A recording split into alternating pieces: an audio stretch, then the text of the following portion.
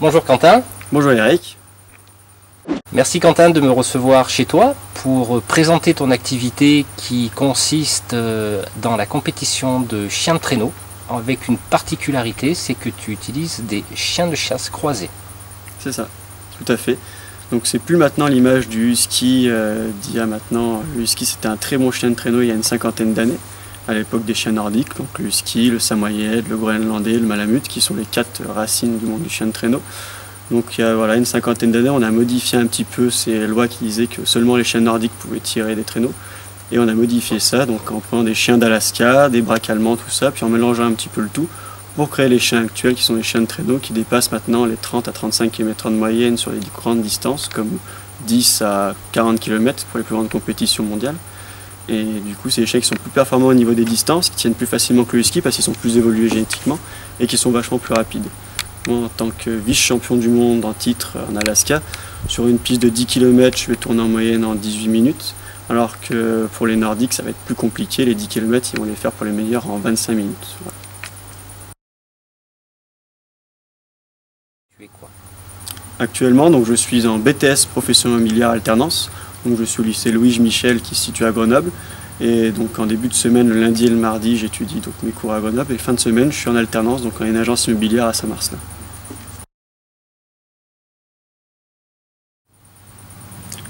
Alors ma passion des chiens de traîneau m'est venue tout petit déjà. Parce que quand j'étais petit, j'étais fan de chiens. On avait un labrador qui s'appelait Bill, qui était mon premier chien de compagnie, avec mon petit Yorkshire Junior. Et mes parents avaient un centre équestre où on avait 200 chevaux au quotidien. Puis moi, l'équitation, ça m'a jamais attiré spécialement. Je trouvais que c'était plus sympa un chien qu'on puisse câliner, jouer avec, l'éduquer. Alors qu'un cheval, c'était vachement plus compliqué, donc je me suis orienté dans ce niveau-là. Puis mes parents, l'hiver, ils ne pouvaient pas faire d'équitation à cause de la neige qui bloquait donc les balades. Du coup, mes parents ont décidé de diversifier un peu donc le centre équestre en faisant donc du ski de fond pour les enfants, et donc du chien de traîneau. Donc ça a été à l'âge de 2 ans que j'ai commencé à faire mes premières balades en chien de traîneau, donc avec les huskies, les groenlandais, tout ça. Et je suis devenu ami donc ensuite avec ces mushards professionnels qui font des balades avec des clients ou autres ou avec des centres de vacances. Et ensuite, petit à petit, je me suis donc perfectionné dans le milieu du chien de traîneau par la suite.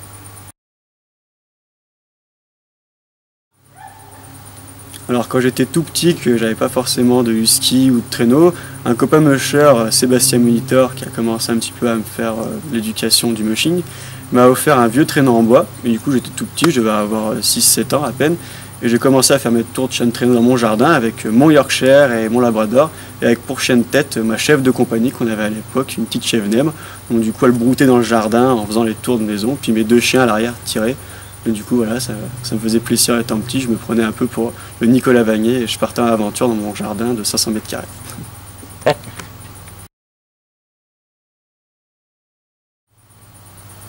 Oui, alors mes premiers chiens de traîneau ont été Alou et Thor, c'était des Alaskan croisés groenlandais. Donc ça a été les premiers mélanges qu'on a fait avec les chiens d'Alaska et un peu les chiens nordiques. Donc c'était pas des pures races, on va dire, forcément des huskies, mais c'était des chiens qui étaient très affectifs, très nordiques, très beaux, avec un peu l'âge de loup. Et c'est avec eux que j'ai commencé à l'âge de 9 ans. Donc c'est Sébastien Monitor qui m'avait offert donc ce traîneau et ces 2 chiens quand j'avais 9 ans. Et j'ai attaqué donc de 9 à 10 ans à les éduquer au traîneau, à leur montrer ce que c'était le harnais, à les dresser pour les directions. Et ensuite, par la suite, donc j'ai continué à me perfectionner dans ce milieu-là.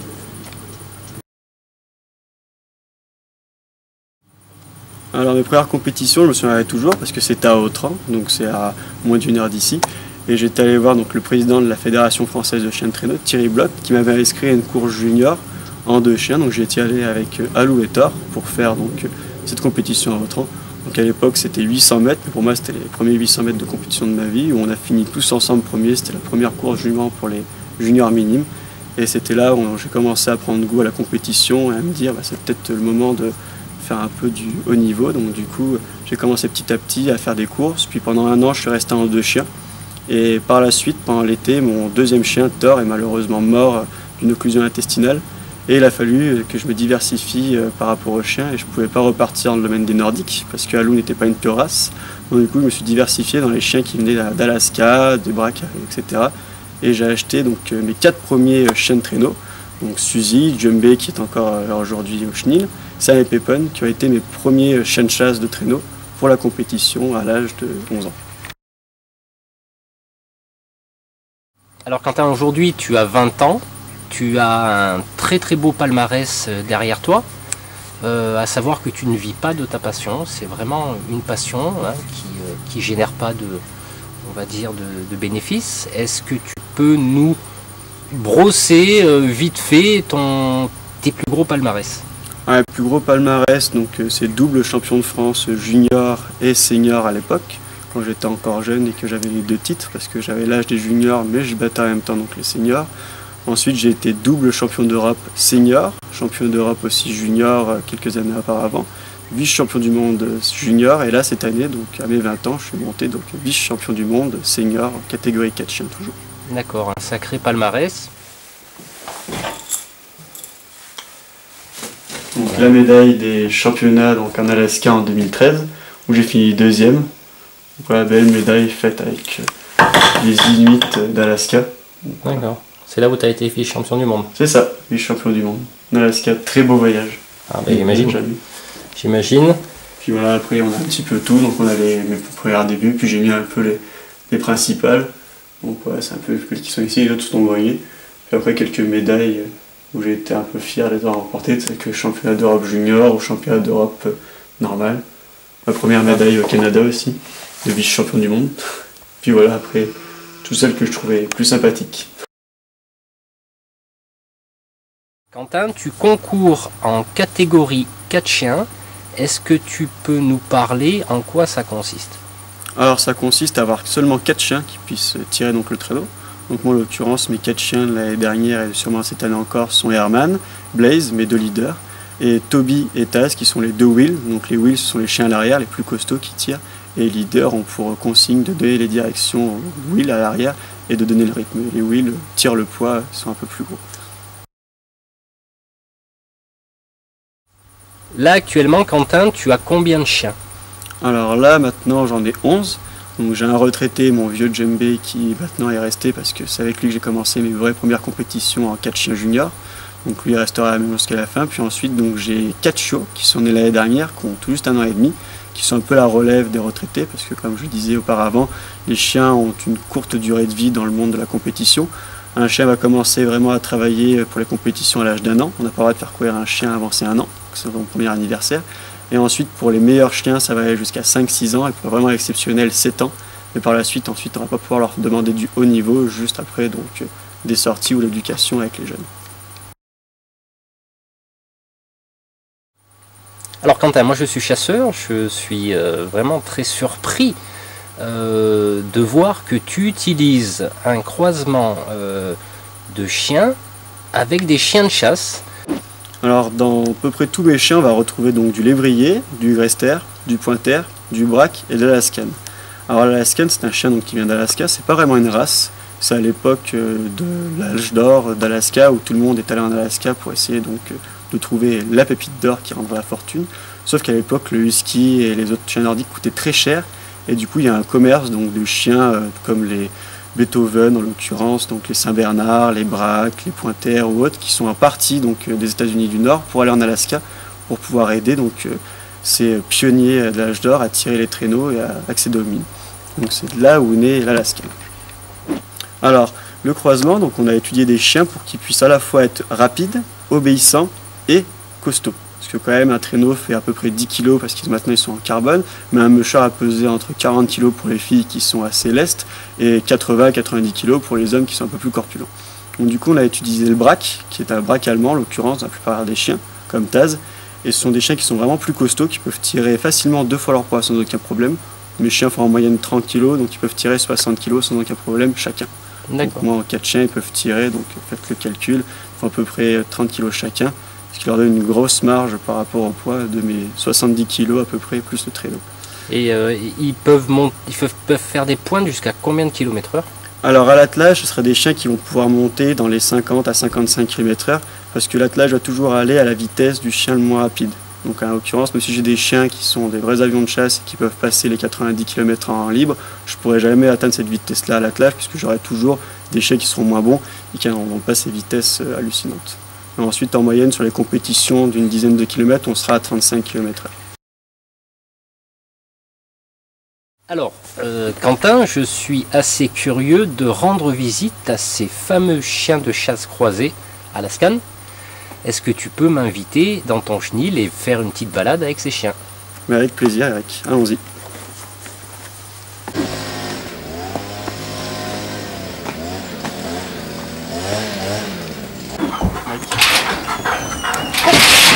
Hé bébé!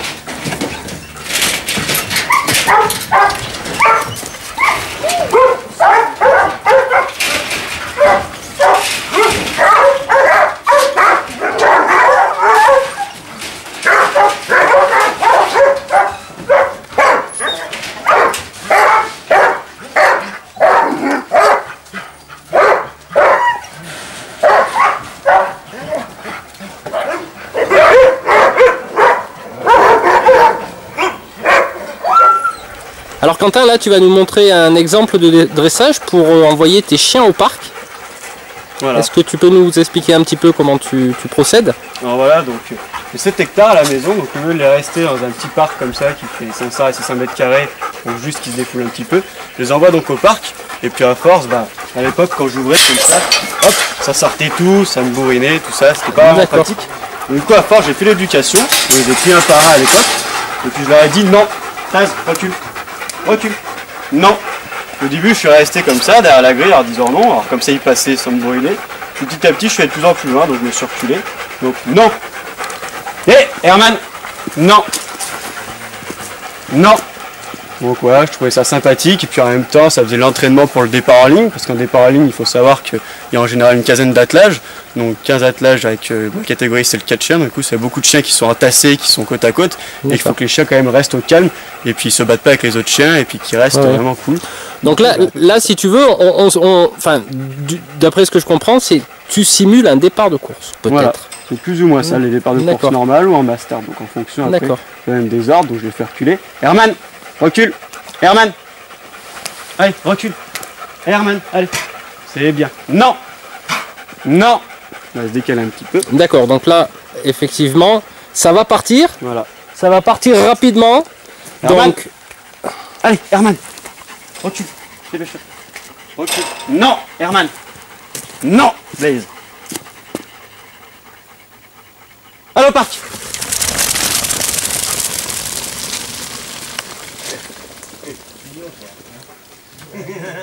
Eh bébé. Donc là Quentin il est préférable de s'enlever du milieu. Oui, c'est sûr. Ah si j'en ai un qui me monte dessus. Ah bah ils reviennent là, tu les as rappelés. Voilà, ils reviennent parce que le parc en l'occurrence est fermé, sinon on va faire des tours dans le parc pour s'amuser. D'accord. Là du coup le parc est pris par les chevaux et les chèvres en ce moment, du coup ils reviennent ici automatiquement, puis voilà, comme ça fait un petit peu d'entraînement puis une petite balade, puis après je vais les promener dans des parcs. Donc là on va les promener dans un beau parc sous les bois, ils peuvent se défouler, tout ça, et puis faire un peu les foufous. Donc comme on rappelle, la particularité de ces chiens de traîneau, c'est des chiens de chasse, voilà, donc c'est des chiens qui sont éduqués, donc ils ont tous, voilà, ils connaissent tous leur nom, ils reviennent tous à l'appel, ils les obéissent bien comme il faut, puis en fonction je peux les envoyer aller se balader. Allez, va jouer, allez va, allez, va. Voilà, c'est des chiens sociables qui s'entendent très bien entre eux en meute. C'est pas des chiens forcément de meute à la base, mais génétiquement parlant, ils ont été créés pour être toujours plus ou moins ensemble, tout ça, donc ils se supportent très bien. C'est pas souvent les meilleurs amis, on a un peu des tensions, mais il faut savoir les gérer, donc du coup voilà. Ils jouent ensemble, ils s'apprécient, puis après au quotidien ils sont toujours deux par box, parce que voilà, il y a toujours deux qui se préfèrent par rapport aux autres, et puis à deux, voilà, ils dorment ensemble, ils ont moins froid dans la niche, voilà, c'est plus sympathique pour eux. D'accord. Tina, Tristan, Jo, viens là, allez. Vas-y.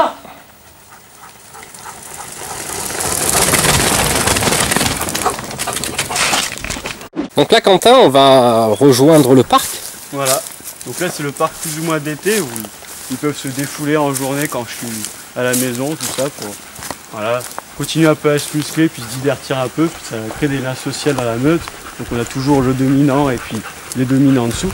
Donc là en l'occurrence le dominant, donc c'est pas forcément le leader, pas le chien de tête, c'est pas le plus intelligent. Ça va être le plus costaud et le plus un peu bêta, donc là c'est mon vieux Taz, les bêtas. Donc c'est le chien un peu plus costaud, voilà, qui gère un peu la meute quand je suis pas là. Donc du coup c'est lui le patron qui dit on se bat pas, on fait pas ça, on fait pas ci. Donc du coup voilà, c'est lui qui tient un peu les rênes quand je suis pas là. Puis après quand je suis là, c'est moi qui deviens un peu le dominant suprême. D'accord. Et là le patron c'est qui? Là c'est moi le patron. Là c'est toi le patron. Ouais. Puis après il le sait très bien, donc du coup il se soumet quand je suis avec eux, il n'y a pas de souci. Puis dès que je suis pas là, il reprend le contrôle de la meute en disant bah, tant que le patron est pas là, c'est moi. Donc alors Taz. Voilà.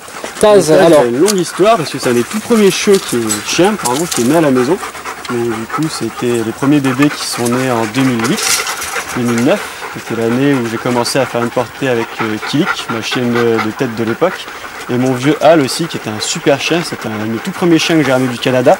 C'était des lignées canadiennes françaises qui venaient de chez Laurent Goncelin. Un très bon mûcheur et un très grand mûcheur dans le monde du chien de traîneau. Et lui, sa catégorie, c'était plus limité. Donc limité, c'est une catégorie où on va courir avec beaucoup plus de chiens sur beaucoup plus de kilomètres. Et Hal, en l'occurrence, c'était un chien qui était un peu limité au niveau des distances. Et du coup, il avait permis de le ramener en France. Alors un super chien, donc qui était un super wheel, le père Hal. Et du coup voilà, Taz c'est les premiers on va dire souliers dans le monde du chien de traîneau qui ont débarqué. Herman lui c'est le chien de tête, voilà. Le chien de tête, d'accord. C'est un des meilleurs chiens que j'ai dans mon film, pour pas dire le meilleur. Donc c'est vraiment le chien de tête qui lui va prendre les directions, qui va lancer le rythme, qui va vraiment avoir des pointes de vitesse impressionnantes. Et lui ça a été un des deuxièmes chiens que j'ai acheté donc à Laurent Goncelin. Pareil, donc c'est vraiment des super lignées. Et ça c'est un chien exceptionnel qui a jamais connu de limite à la plage, qui s'est toujours donné à fond, qui a été créé pour tirer dans le monde du chien de traîneau. Et ça a été à l'époque, maintenant il est presque à la retraite, il lui reste encore une petite saison à faire. Mais à l'époque, quand j'étais champion d'Europe dans le monde du chien de traîneau, c'est vrai que ça a été un des meilleurs chiens au monde. D'accord, donc la particularité, c'est toujours un croisement avec des chiens de chasse. Voilà, donc toujours des chiens de chasse avec un peu du lévrier en l'occurrence. Ce que Herman n'a pas, ce qui est assez marrant parce qu'il est très rapide, mais il n'a pas forcément du lévrier. Donc en fonction, on a des pourcentages de lévrier qui sont élevés ou pas dans les lignées. Là, Herman, lui, il n'en a pas. Lui, il a plus du braque, donc du chien de chasse braque allemand, de Alaskan, donc le chien qui vient d'Alaska. Il a aussi du pointer et du Grester. Donc voilà, d'accord. C'est la principalité de Herman. Ok. Bien.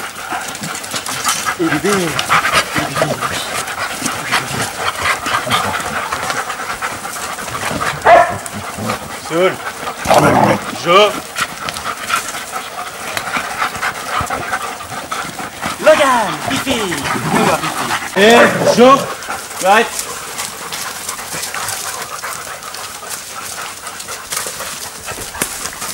Donc là c'est course défoulée. Voilà, pour jouer, pour faire des câlins avec moi. Et puis comme ça leur fait un peu les pattes avec les belles montées qu'on a ici.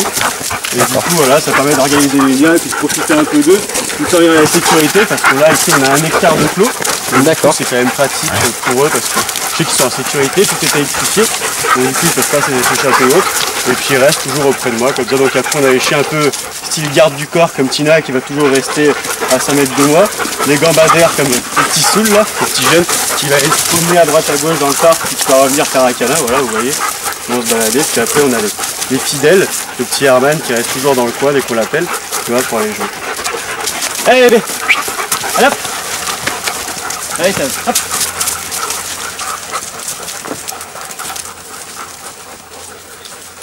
Et c'est vrai que là par contre pour l'été c'est top parce qu'ils gardent quand même une super forme. Du coup, voilà. Oui, là, puis ils n'ont pas le poids de forme pour l'hiver. Ils sont au poids de forme un peu d'été, donc ils sont un petit peu grassouillés. Bon, pas tant que ça, parce que c'est pas non plus les chiens à la maison. Je les garde quand même à un bon poids pour pas que ça puisse endommager les articulations. Mais du coup, voilà, c'est pas un poids de sport. Là, en fonction, les chiens vont perdre en fonction de plusieurs kilos en fonction des chiens. Et là, Quentin, tes chiens, ben, ils sont heureux dans tout ça. Oui. Ah bah, avec, tu me rappelles, tu as 1 hectare. On a 2 hectares de parc ici qui sont pour les chevaux, mais en l'occurrence les chevaux sont partis. Du coup c'est 2 hectares juste pour balader quand je me promène avec eux, ils n'ont pas accès au quotidien toujours. Ensuite au-dessus on a encore 2 hectares où là par contre ils y sont en période hivernale pour continuer un peu l'entraînement. Et ensuite on a 1 hectare pour l'été à l'ombre, où ils peuvent voilà, continuer un petit peu à bouger mais tout en restant un peu au fond. D'accord. En tout cas ils sont très affectueux parce que depuis tout à l'heure ils n'arrêtent pas de me bourrer. Hein. Ah oui ça, c'est pas les chiens d'attaque. Souvent ça crée un peu les tensions, donc ils se grognent un petit peu haute, mais ça va jamais plus loin. Il faut souvent leur rappeler que c'est moi qui ai le patron et puis on n'a pas le droit de se battre quand on est ensemble, parce qu'on se bat jamais de toute façon, ça sert à rien. Parce que des coéquipiers après la plage, je veux qu'ils s'entendent comme il faut et qu'ils s'en rendent au quotidien. Herman, laisse-moi sortir. Non. Non. Mais Herman. Et alors? Non. À la porte.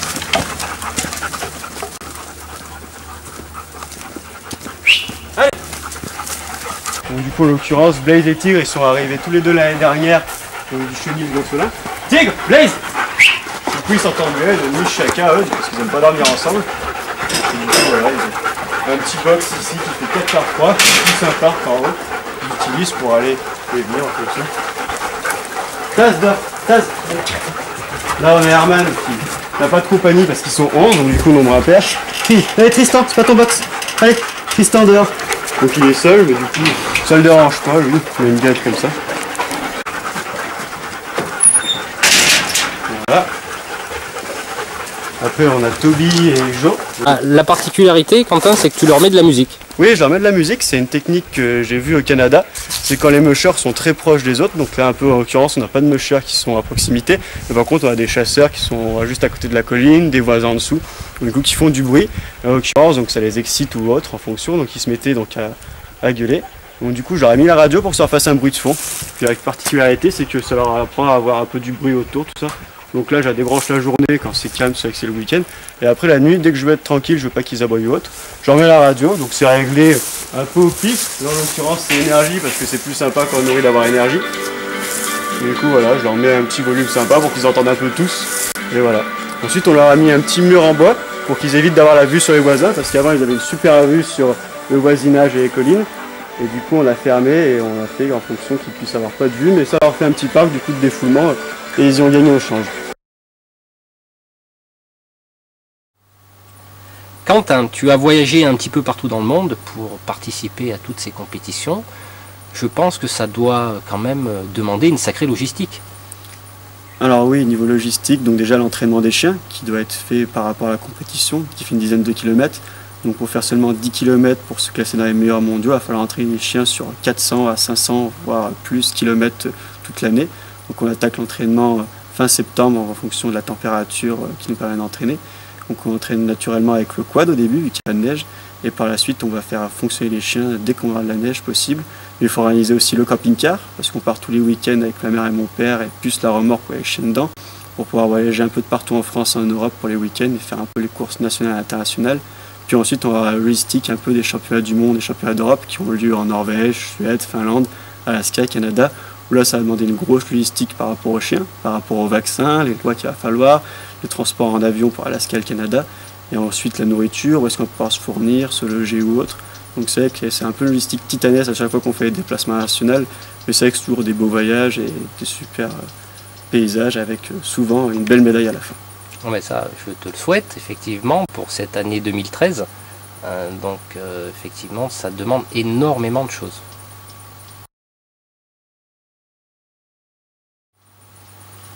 Alors chaque chien a son poids de forme, donc là en l'occurrence c'est l'été, c'est là où un peu ils ont pris un peu de la graisse pour l'été parce qu'ils n'ont pas été entraînés.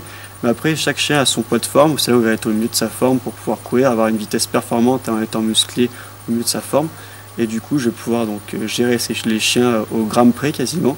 Je vais leur donner en fonction entre 200 grammes de croquettes et 300 grammes de viande en moyenne. Et ensuite avec des compléments alimentaires tels que la poudre d'œuf ou des vitamines C ou d'autres vitamines qui vont complémenter l'alimentation du chien pour qu'il soit au mieux de sa forme et qu'il puisse ensuite être le plus performant possible en course. D'accord, donc là tu les nourris combien de fois par jour? Alors moi en l'occurrence je les nourris une seule fois par jour parce que le matin en général avec mes études je suis sur Grenoble, donc c'est un peu compliqué le matin de les nourrir puis ensuite de partir faire 1 heure de route. Donc je les nourris essentiellement le soir parce qu'ils n'ont pas en plus forcément le besoin d'avoir une soupe le matin. À l'époque on donnait la soupe le matin quand il faisait des températures vraiment négatives et que les chiens c'était pour le réchauffer. Donc du coup, il fallait que les chiens soient un peu stimulés le matin pour sortir un peu du froid dans les pays tels que le Canada ou l'Alaska. Nous, en France, on a la chance d'avoir quand même une température qui est adéquate pour l'été et qui est assez soutenable pour l'hiver. Au maximum, chez moi, il va faire moins 10, moins 15 lors des gros hivers. Donc les chiens n'ont pas forcément besoin d'avoir le petit snack du matin pour les réveiller musculairement parlant.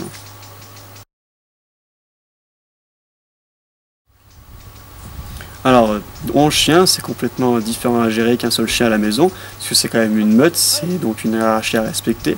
Donc en l'occurrence, si on faisait un petit schéma réaxite, je serais donc le dominant suprême. Donc c'est moi qui les gère, qui leur donne les ordres, qui les nourrit, qui les entraîne ou autre. Ensuite, on a le dominant suppléant, si on peut dire. Donc en l'occurrence, c'est Taz, mon mâle dominant, qui va gérer un peu la meute quand je suis pas là, et quand ils sont au parc ensemble en liberté. pour pouvoir quand même avoir une hiérarchie. Puis ensuite on va avoir les soumis, donc on va partir sur les plus anciens qui ont quand même une certaine autorité par rapport aux jeunes, puis les jeunes enfin qui rentrent un peu dans la meute et qui subissent l'éducation des adultes.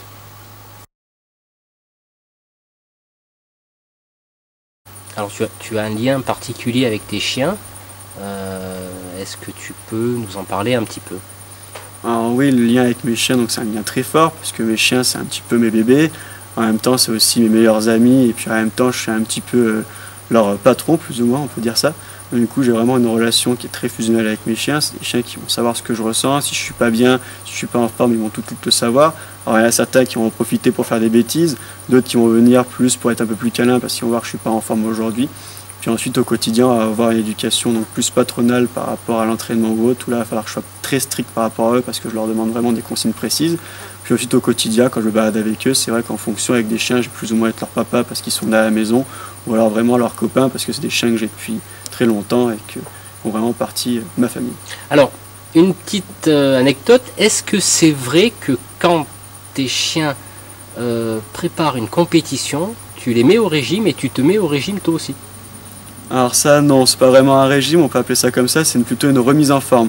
C'est-à-dire que les chiens et puis moi en l'occurrence pendant l'été on s'est pas entraîné, donc du coup eux de leur côté ils ont fait un peu la fête un peu comme moi, et du coup on va reprendre donc toutes les bases fin septembre et puis on va attaquer, donc on va se remettre comme il faut. Donc moi en l'occurrence je vais arrêter les McDo, mes chiens vont arrêter de manger un petit peu les herbes et puis un petit peu toutes les cochonneries qu'il y a dans les parcs. On va se concentrer chacun dans notre coin puis faire leur entraînement. Donc moi je vais les entraîner au début pour les recréer un peu physiquement, puis moi donc voilà je vais faire un peu de muscu à côté, de la course à pied, et puis petit à petit on va progresser ensemble pour arriver le jour des premières compétitions, on va être au top niveau. Donc ils souffrent et tu souffres aussi avec eux? Voilà, c'est pas vraiment de la souffrance, c'est plus un plaisir partagé après de pouvoir faire la compétition et de s'amuser, parce que les chiens, j'ai pas vraiment de contraintes pour eux, j'ai pas de rêne, j'ai pas de fouet. Les chiens d'abord il va courir parce que ça va lui faire plaisir. Pas moi qui vais lui dire quand il va être tout petit tu vas faire ça, t'as pas le choix. Il y a des chiens qui sont génétiquement parfaits parce que la père et le mère ont été champions du monde tous les deux ou autres, mais le chiot c'est pas son truc. Même génétiquement s'il est fait pour, qu'il a été créé pour ça, le chien c'est pas son truc, donc du coup il va pas rentrer à l'attelage. C'est des chiens qui vont vouloir rentrer dedans, qui vont avoir le plaisir de courir, le plaisir de tirer, le plaisir d'être avec moi. Puis moi ça va être un plaisir de voir les chiens évoluer tout au long de la saison pour pouvoir les emmener au summum, et puis dès qu'on vient avec les compétitions ils savent que je suis content et ça les rend encore plus heureux de savoir quand je suis content. Donc c'est un plaisir un peu partagé, le chien doit se faire plaisir et ce qui lui fait plaisir c'est que je me fasse plaisir aussi. C'est un jeu. Un cercle vicieux, puis pour eux oui c'est un jeu au quotidien et puis moi c'est un loisir que j'adore et avec voilà. Le contact animal qui est très fort. Oui, et surtout quand on gagne, je pense que là c'est tout le monde qui est en joie. Ah oui, quand on gagne c'est vraiment le summum parce que je sais que j'ai fait du très bon travail avec mes chiens, donc je sais qu'en France j'ai été un des meilleurs Français pendant très très longtemps. Et là c'est vrai que je suis très fier d'avoir monté des chiens qui sont souvent nés à la maison, que j'ai créés, ou des chiens que j'ai récupérés, les amis tels que Laurent Goncelin qui a des très grands chenils en France comme au Canada. Et du coup c'est vrai que c'est bien de voir que je puisse récupérer des chiens qui mondialement fonctionnent et de voir que je puisse aussi faire des grosses compétitions avec eux. Ça veut dire que aussi je suis pas mauvais dans le monde du chien de traîneau et dans le monde de l'entraînement. Concernant l'entraînement, étant donné qu'on est dans l'Isère et qu'il n'y a pas en permanence de la neige, comment ça se passe durant les périodes sèches? Alors pendant l'entraînement, donc au lieu de s'entraîner toujours sur neige, parce qu'en l'occurrence on n'a pas de neige tous les jours dans notre belle région, donc je vais les entraîner principalement en quad. Donc je vais commencer fin septembre à les entraîner à tirer le quad. Donc au début je mets pas le moteur pour faire un petit réveil musculaire pour qu'ils se musclent au maximum. Puis petit à petit on va augmenter donc les distances puis la vitesse pour qu'ils puissent se perfectionner et avoir donc moins de contraintes et accentuer sur la vitesse. Puis dès qu'il y a de la neige, si possible, je monte dans le Vercors m'entraîner pour faire des compétitions ou pour faire les entraînements sur des pistes préparées pour.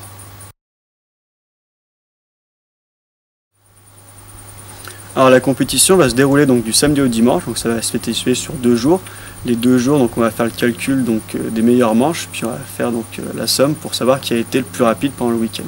Donc moi en général je vais partir avec mes parents le vendredi soir, donc on va prendre les chiens avec la remorque, le camping-car, on va tout charger, puis partir après en France ou en Europe faire les compétitions, parce qu'on fait souvent des compétitions en Suisse ou en Allemagne, qui est très bien accueilli dans le monde du chien de traîneau. C'est une petite famille, un petit peu le monde du mushing, donc tout le monde se connaît parce qu'on n'est pas nombreux en France ni dans le monde à le faire. Et du coup voilà, donc c'est le vendredi on arrive, on s'installe, donc on sort les chiens tout de suite dès qu'on arrive pour qu'ils puissent donc faire pipi, se détendre un petit peu avant la compétition du lendemain. Puis Puis le lendemain, ça va être donc réveil à l'aube, vers les 6-7 heures, dès qu'on est réveillé et que les chiens, il faut les réveiller. La compétition a lieu en début d'après-midi.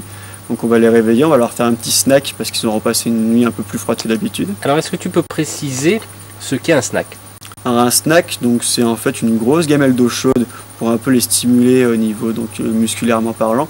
Donc c'est un peu comme nous quand on va boire notre café le matin, ça va être ça, mais sauf qu'à la place du café, on va mettre un petit bout de viande pour que ça donne du goût. Pas forcément un gros bout de viande pour pas qu'ils puissent avoir non plus une boule à l'estomac, mais juste de quoi donner du goût, puis leur motiver un petit peu dans la compétition. Parce qu'il ne faut pas qu'ils courent le ventre plein.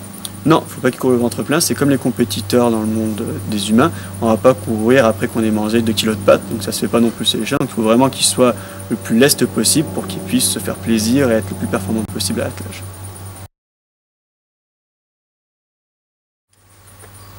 Alors, une petite curiosité, est-ce que tu peux m'expliquer les ordres de, on va dire, de pilotage du traîneau? Alors les ordres sont un peu internationaux parce que pour pouvoir s'échanger les chiens de tête, acheter un chien de tête au Canada, Alaska ou partout dans le monde, on a un langage qui est le G, donc qui donne la direction au chien de tête de tourner à droite. Donc c'est la particularité, quasiment 99% des mushers utilisent ça. Et ensuite H pour tourner à gauche, donc c'est vraiment le langage de base pour les chiens, parce qu'un chien qui ne sait pas tourner à droite ou à gauche, en chien de tête, est moins efficace qu'un chien qui sait tourner. Ensuite, on va avoir un peu un langage personnel. Donc moi, pour les faire accélérer en général, c'est galop. Donc je leur apprends ça quand ils viennent. Mais en général, c'est vrai que les mushers aiment bien ce terme-là parce que c'est assez sec. Et puis, un ordre précis, c'est pas de courir plus vite les zouzous ou autre. Il faut avoir quand même un ordre qui puisse être efficace et rapide. Ensuite, chacun, on va avoir notre technique de pilotage. Donc moi, en l'occurrence, quand j'arrive au dernier kilomètre, je leur donne un ordre, c'est le 5-4-3 d'un camion. Donc cet ordre-là qui signifie qu'il reste seulement 1 km où les chiens doivent vraiment se défoncer pour pouvoir rentrer aussi vite qu'ils sont arrivés. C'est vrai que c'est une technique que plusieurs personnes m'ont piqué, comme mon copain Igor Tratz qui a fini donc vice-champion d'Europe derrière moi en 2010, puis il a été champion du monde aussi en 2011, juste devant moi. Et c'est lui, il a utilisé maintenant le go home, donc il sait que maintenant quand il reste un petit kilomètre, il dit go home à ses chiens comme moi, et du coup les chiens rentrent aussi vite qu'ils arrivent. D'accord, donc du coup c'est un petit peu de la Formule 1 canine sur neige. Voilà, c'est un peu ça. On va avoir des chiens qui vont avoir quand même des grosses pointes de vitesse, on va avoir des montées où il va falloir les encourager et puis courir derrière. Puis après il va y avoir des descentes où on va avoir du mal à piloter parce que ça va trop vite. En l'occurrence ça m'est rarement arrivé, mais c'est vrai qu'on va avoir des ordres pour décélérer, comme en général la plupart des gens disent easy, easy aux chiens pour pouvoir vraiment les ralentir quand ils sont un peu en difficulté de pilotage. Moi ça va, pour l'instant j'ai jamais eu besoin de poser l'ancre à terre parce que ça allait trop vite pour moi. En général j'essaie toujours de passer un petit peu au plus vite dans les virages ou dans les descentes. Quentin, tu es également parrain de l'association du combat de Nicolas contre la méningite. Est-ce que tu peux nous en parler? Alors oui, donc quand je suis rentré à l'époque, mon voyage en Norvège, championnat du monde, j'ai été contacté par cette association. Je ne connaissais pas vraiment la maladie ni le principe d'être parrain de l'association. Donc j'ai rencontré Christine et Luis Fernandez, qui sont tous deux présidents de l'association du combat de Petit Nicolas, et qui m'ont raconté un peu leur histoire. Donc j'ai été ému par tout ce qu'ils ont vécu autre, et donc ils m'ont expliqué ce que c'était d'être parrain, donc de les accompagner pour un peu prévenir la maladie qui est donc la méningite. Et du coup, j'ai tout de suite été d'accord, et du coup nous sommes deux parrains dans cette association, il y a moi-même qui est spécialisé dans le domaine du chien de traîneau, et Raphaël Dubouget qui lui est plus spécialisé dans le sport du culturisme. Et du coup, tous les deux, on peut se compléter parce que lui, sa période de non-entraînement, si je puis dire, est l'hiver, alors que moi, c'est la mienne. Donc du coup, en hiver, je suis absent pour l'association, mais par contre, en été, je suis plus disponible pour faire des conférences ou autres, pour faire la prévention et pour récolter des fonds pour cette maladie. Écoute Quentin, je te remercie de m'avoir reçu. Donc pour toi, cette année, ça va être une année un peu plus calme parce que tu prépares ton BTS. Est-ce que tu peux nous expliquer quels sont tes futurs projets? Le futur projet, c'est d'avoir mon BTS cette année, je l'espère, pour pouvoir continuer ce métier qui me plaît à cœur. Puis du coup, par la suite, organiser ma vie privée et mon métier toujours avec le chien de traîneau, puis évoluer avec et continuer à faire les championnats internationaux tels que les championnats d'Europe et du monde, et faire au mieux pour que je puisse m'amuser toujours avec mes chiens, puis avec mes amis tels que les Magnon qui font du traîneau, la famille Gourcelet au Canada, la famille Ray-Lagarde qui a malheureusement arrêté, puis tous les autres tels que les Locations, les amis marseillais qui font du traîneau, toujours avoir cette ambiance au quotidien avec les courses ou autres, et puis toujours à faire le plaisir avec nos amis mushers et nos amis léchés. Bah écoute, je te remercie de m'avoir reçu. Bah, je te souhaite encore un grand palmarès parce que tu es jeune et tu as encore le temps. Et puis une très bonne année à toi et puis le BTS. Merci Eric.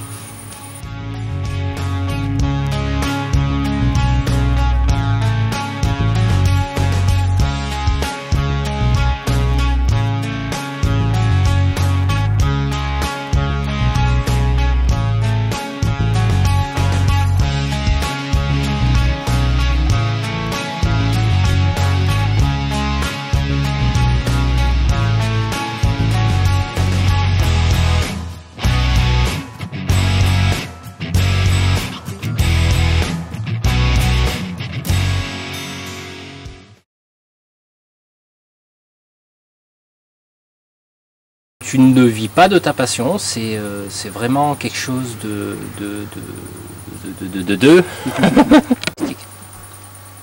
Alors Quentin, eh merde. Concernant la logistique, Quentin, je pense que ça doit, tu dois quand même, merde, Savoir comment se comporter avec la meute, on va la refaire sans le chien qui gueule. Et après on va toujours augmenter la vitesse pour pouvoir, on va la refaire sans que sous le gueule. Oh Je mets. Doucement. Soul, là. Jaune. Tu veux passer à la télé? Allez, viens.